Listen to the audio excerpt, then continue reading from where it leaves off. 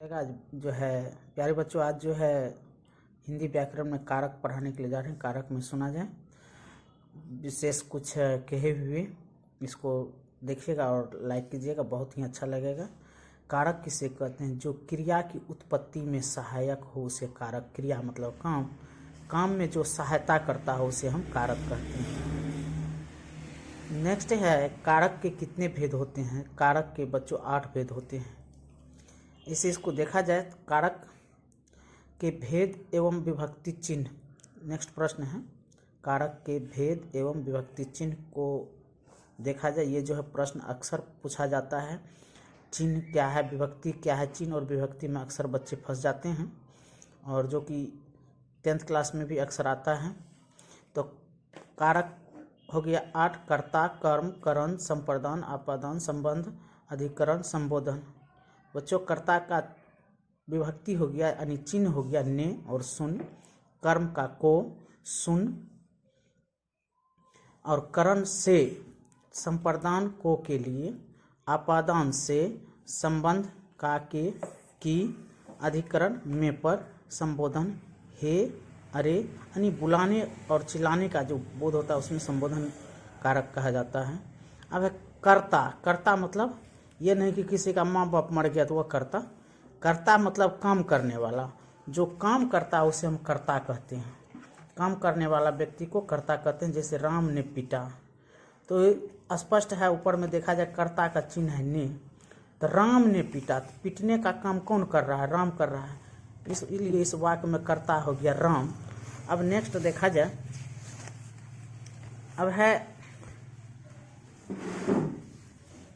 अब है इसमें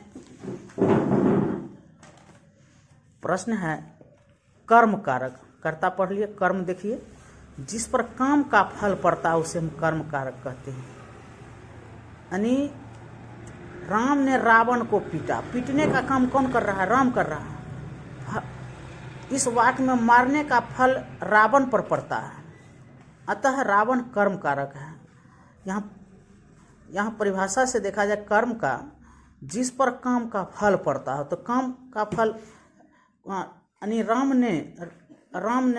क्या कर रहा है? तो रावण को पीट रहा है। तो पीटने का काम कहाँ पड़ रहा है? रावण पर।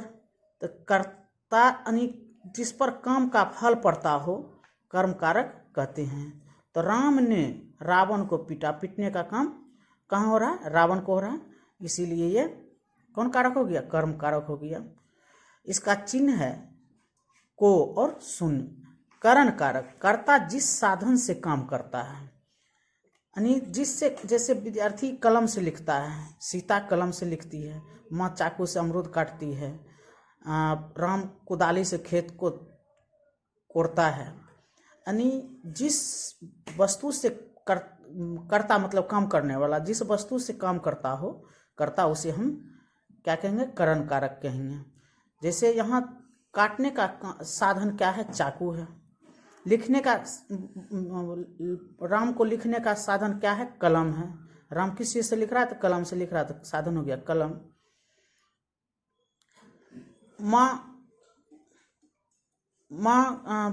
माँ खेत में काम करती है कुदाली से या खुरपी से। माँ कुदाली से या खुरपी से खेत में काम करे, तो साधन क्या हो गया? कुदाली और खुरपी हो गया।